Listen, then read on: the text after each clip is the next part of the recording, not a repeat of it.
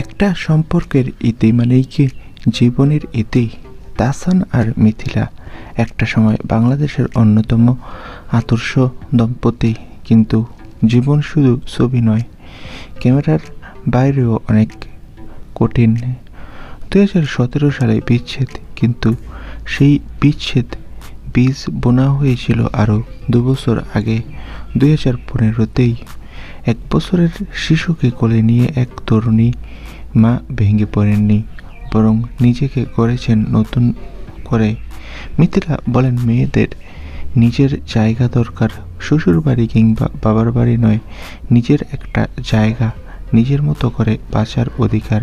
আর তার জন্য সবচেয়ে জরুরি হলো অর্থনৈতিক স্বাধীনতা। এই বক্তব্য শুধু একজন নারীর নয়, এটা এক জাগরণের বার্তা।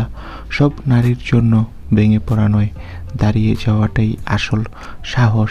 মিথিলা দাবি করেন যে বিচ্ছেদের জন্য তিনি দায়ী নয়।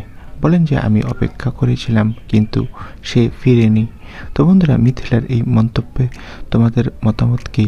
কমেন্ট বক্সে জানাও। আর আমাদের চ্যানেলটি সাবস্ক্রাইব করে পাশে থাকা বেল আইকনটি বাজিয়ে রাখো। ভিডিওটি ভালো লাগলে একটি লাইক দিবে বন্ধুরা। সকলকে অসংখ্য ধন্যবাদ।